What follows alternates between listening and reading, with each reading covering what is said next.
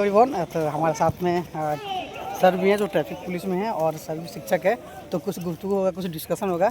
Sir कुछ बताइए sir history के बारे में। सर आज की हिस्ट्री के टॉपिक के बारे में मैं पहले अपने बारे में बता दूं। मेरा नाम रविशंकर कुमार है। I am teacher of 8 in middle school of Dumka.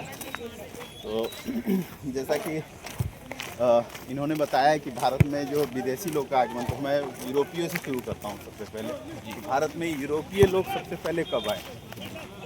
Bharat में सबसे पहले यूरोपीय लोग ऐसे तो भारत की खोज जो है वास्को डी गामा ने की थी, आपको सबको मालूम है जी। 1498 में 14 मई 1498 ईस्वी को काली तट एक जगह है, तट है जो आजकल केरल में पड़ता है जी, कोरिझोर जिला पड़ता है। वहाँ पे सबसे पहले वास्को डी गामा आए थे। और जान के आपको आश्चर्य होगा, उसके बाद ही अंग्रेज आए, डच आए, फ्रांसीसी आए और सबसे लास्ट तक ये पुर्तगाली रहे। आपको मालूम होगा कि भारत आज़ाद 1947 में हुआ था, लेकिन पुर्तगाली लोग गोवा में 1961 के बाद ही गए। तो लगभग उन्होंने एक लंबा समय गुजारा, लगभग 350 साल से ऊपर भारत में रहे। अंग्रेज़ों से लंबा समय उन्होंने भारत में गुजारा। उनका प्रभाव क्षेत्र अंग्रेज़ों से कम था, लेकिन उन्होंने सबसे लंबा समय गुजारा। और वो मेनली यहाँ पे आए थे मसाले की खोज में। और मसाला का खोज जैसे ही पता चला कि यहाँ पे बहुत सारे मसाले होते हैं जो भारत के अलावा कहीं नहीं मिलते हैं, तो जिनकी जानकारी और भी यूरोपीय देशों की हुई। उसके बाद ईस्ट इंडिया कंपनी के जरिए अंग्रेज़ों ने भारत में 1600 ईस्वी में अपनी एक कंपनी बनाई जो 31 दिसंबर 1600 में बनी।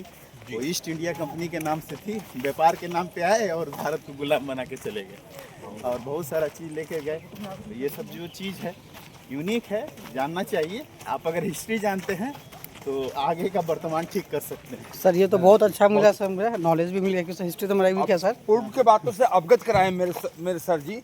अब बहुत अच्छा बताएं। जो रिन्यूअल करना बहुत ज़रूरी था, उस पर्दा को, उस शब्द को, उस सेंटेंस को, उस वाक्य को, उस समय का जो इतिहास था, जो हुआ था, उस बात को अभी प्रेजेंट में वर्तमान का मीनिंग ही है, समझ लीजिए। इतिहास को क्या बोलते हैं? इति जोड़ अहास, मतलब उस जो बीता हुआ समय को ही हम लोग याद करते हैं। वो ये तथ्य के रूप में प्रमाणित अगर है तो उसी को इतिहास बोलते हैं। सब बीता हुआ सारे समय को हम इतिहास नहीं बोलेंगे।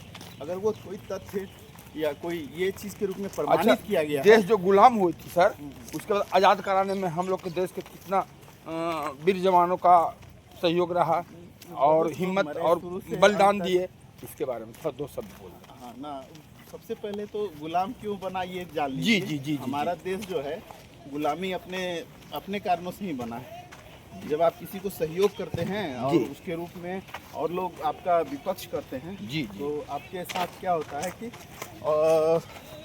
मतलब आपके छोटे, आप बड़े रूप में भी हैं तो आप हार जाएंगे।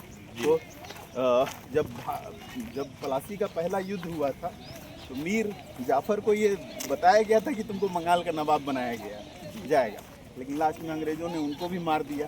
बताया कि जो अपने का नहीं है दूसरे का क्या होगा। बात सही। तो एकदम सही। कहने का मतलब है कि ये आपको मालूम होना चाहिए कि बंगाल की राजधानी नहीं, भारत की राजधानी सिर्फ मुर्शिदाबाद हुआ करती थी जी। तो मुर्शिदाबाद जो राजधानी थी उस समय मुर्शिद कुली खान उस समय शासक थे जी। और मीर जाफर की गद्दारी के कारण जी वहाँ उनका अंत हुआ और वहाँ से शुरू हुआ अंग्रेज का पदार्पण जी।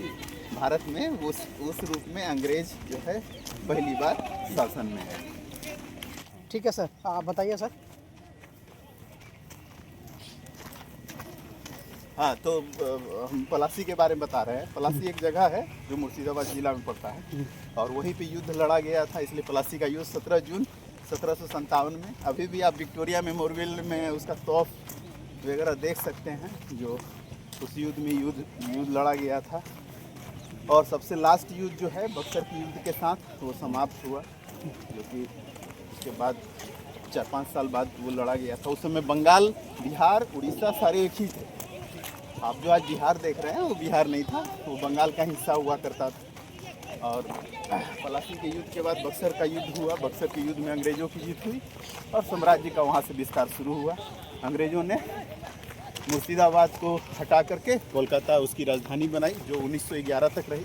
1911 के बाद भारत की राजधानी कोलकाता से शिफ्ट होकर दिल्ली चली गई।